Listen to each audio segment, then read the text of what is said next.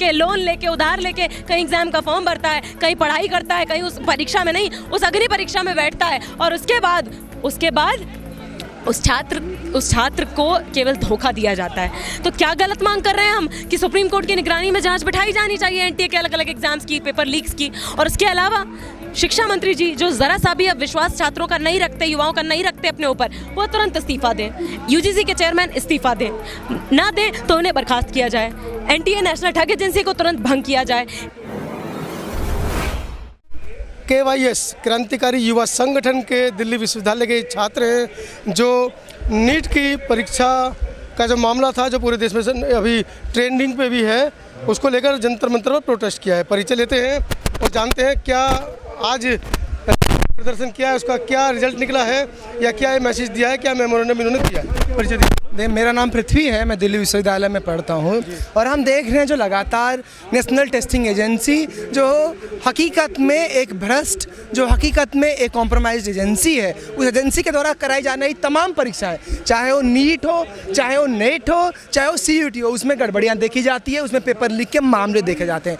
इसके बावजूद इसके जो देश के शिक्षा मंत्री हैं जो कहते हैं कि ये हमारी नैतिक जिम्मेदारी है, हम इसकी नैतिक जिम्मेदारी लेते हैं, लेकिन ये कैसी नैतिक जिम्मेदारी है कि आप अपने पद पे बैठे हुए हैं, आप क्यों नहीं अपने पद से इस्तीफा दे रहे हैं? हम इसकी मांग करते हैं और हम इस देश के प्रधानमंत्री से मांग करते हैं कि देश के 50 लाख से ज़्यादा छात्र हैं, युवा हैं जो आपको देख रहे हैं और आज ये भी देख रहे हैं कि आपकी सरकार में एक के बाद एक पेपर लीक हो रहे हैं। ये जो लीक तंत्र चल रहा है, इस पर आप चुप क्यों हैं? आप इस पर जवाब क्यों नहीं दे रहे? और आप अपने जो शिक्षा मंत्री हैं उन्हें अपने पद से हटा क्यों नहीं रहे हैं? ये देश के युवा, देश के छात्र उनसे जवाब मांग रहे हैं। और दूसरी बात जो जिसकी डिमांड हम कर रहे हैं कि ये जो एनटीए है उसके बंद क्यों नहीं किया जा रहा है, क्योंकि हम देख रहे हैं एक के बाद एक घोटाले लगातार हो रहे हैं। ये घोटाले जो हो रहे हैं ये इसलिए हो रहे हैं क्योंकि इसकी कोई जिम्मेदारी नहीं है।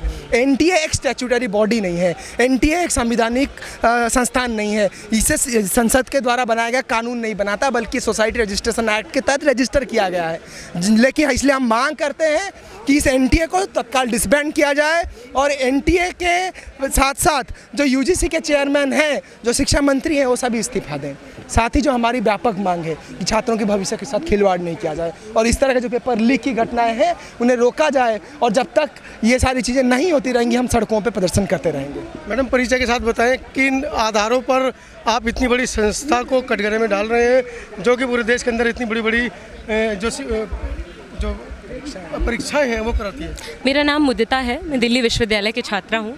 आज यहाँ पर फिर से हम मजबूर हुए हैं जंतर मंतर पर आकर प्रदर्शन करने के लिए, ये पब्लिक मीटिंग करने के लिए।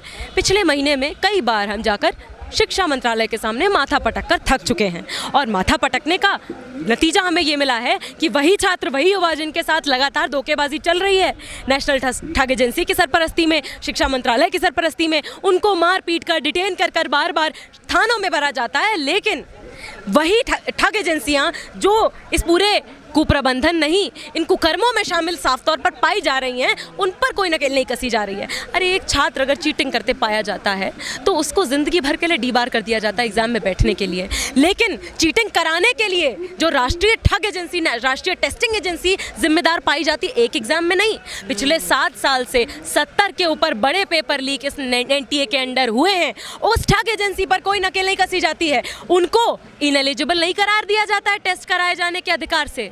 हमसे पूछते हैं आप एलिजिबल हैं कि नहीं? बड़े आरोप लगा रहे हो। आरोप नहीं है, हम 18 तारीख को नेट का एग्जाम देकर आए हैं। 24 घंटे के अंदर अंदर शिक्षा मंत्रालय को स्वयं नोटिस देकर ये बात को बोलनी पड़ी कि एग्जाम का जो इंटेग्रिटी है वो कॉम्प्रोमाइज़ हुआ है। हम तो इल्ज़ाम नहीं लगा रहे, ना ये लगा रहे हैं, ना कोई और बेबुनियाद इल्ज़ाम लगा रहा है। शिक्षा मंत्रालय खुद कह रहा है कि इंटेग्रिटी कॉम्प्रोमाइज़ है, तो उसके बाद इंटेग्रिटी कॉम्प्रोमाइज़ होती है आपको पहली बार दिख रही है? एनसीईटी का एग्जाम जिस दिन होना था उस दिन कैंसिल हो गया, नीट पीजी का एग्जाम पोस्टपोन हो गया, CSIR नेट का एग्जाम पोस्टपोन हो गया, नीट के एग्जाम का पेपर लीक हो गया।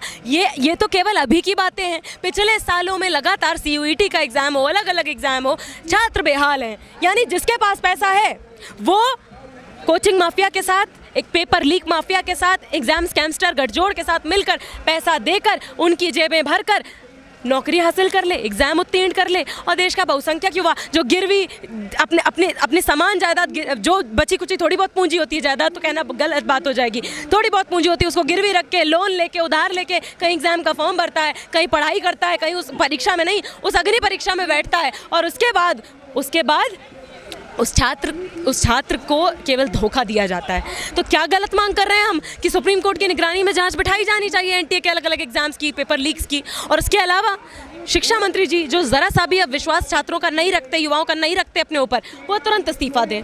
यूजीसी के चेयरमैन इस्तीफा दें, ना दें तो उन्हें बर्खास्त किया जाए। एनटीए नेशनल ठग एजेंसी को तुरंत भंग किया जाए।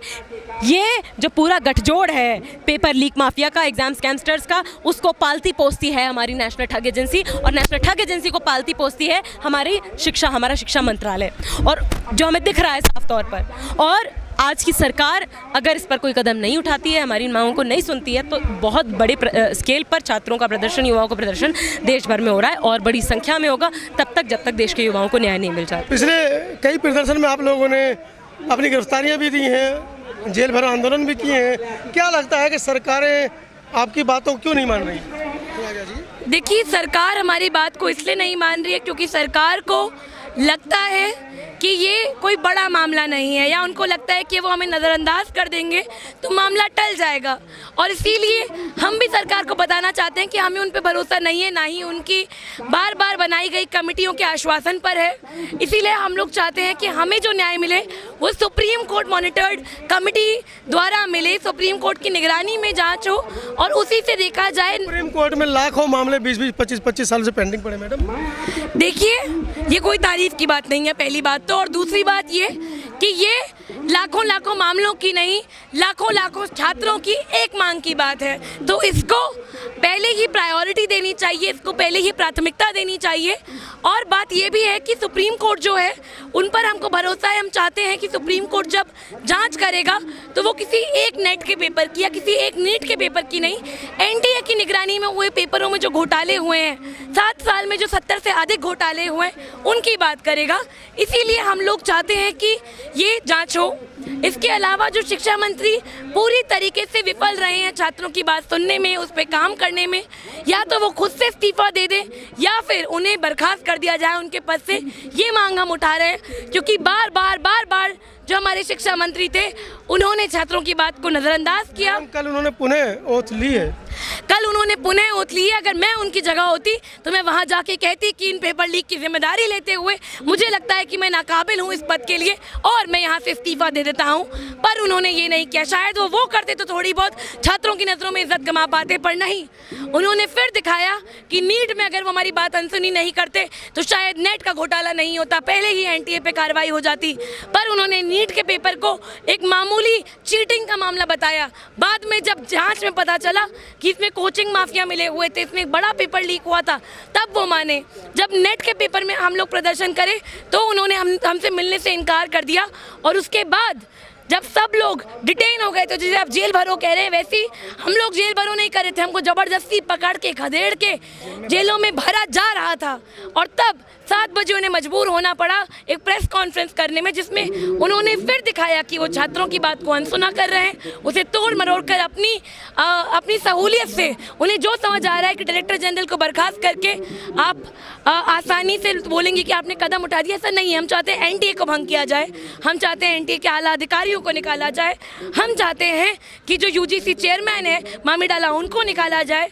और इसके साथ ही जो कोचिंग सेंटर हैं जो शिक्षा का व्यवसायीकरण कर रहे हैं, जो शिक्षा को बेच रहे हैं, उन पर एक पूरी तरीके का बैन लगाया जाए, जिससे शिक्षा में कोई बराबरी आने की एक पहल शुरू हो पाए, एक शुरुआत हो पाए। वरना हमारे देश में शिक्षा पूरी तरीके से बटी हुई है, गैर बराबरी में लिप्त है और ज़्यादातर लोग पहले ही उच्च शिक्षा तक नहीं पहुंच पाते हैं। और इन घोटालों के चलते छात्र और हताश हैं कि कैसे उनका भविष्य उजाले में जाएगा जब हर तरीके की भर्ती में, हर तरीके पेपर में घोटाला हो रहा है और भविष्य अंधकार में धकेलने की पूरी साजिश चल रही है।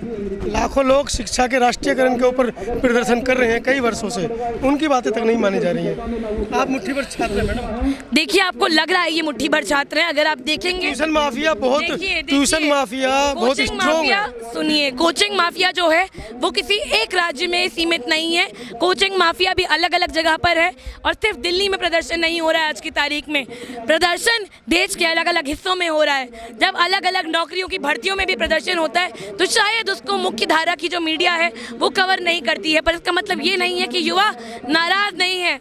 अभी की चुनाव में जो हम लोगों ने नतीजे देखे, इससे पता चलता है कि युवा नाराज है, युवा नाखुश है, वो शिक्षा के, रोजगार के, स्वास्थ्य के अलग अलग तमाम मुद्दों से वो दुखी है। तो इसीलिए आप अगर उसको एक मुश्त ना देख पाए, मैं बता दूं कि अलग अलग हिस्सों के युवाओं को जोड़ेंगे तो वो मुट्ठी भर नहीं है, वो लाखों लाखों की संख्या में है। और इसीलिए सरकार को मजबूर भी होना पड़ रहा है, वरना मुट्ठी भर छात्रों में क्या ऐसा होता कि सरकार को संसद तक की बात पहुंचानी पड़ी। हम लोगों ने छात्र संसद करी थी, उस छात्र संसद में जो प्रस्ताव पारित हुआ, कल जब धर्मेंद्र प्रधान शपथ लेने गए तो संसद में भी उन्हीं बातों की जो गूंज है वो हमको सुनाई देती है। लगातार हमें लगता है कि सड़कों पर जो आग उठाई जाएगी, सड़कों पर जो मशाल लेके लोग चले हुए हैं, उसकी आग संसद तक भी पहुंचेगी और सरकार को इन हमारी मांगों को पूरा करने के लिए झुकना पड़ेगा।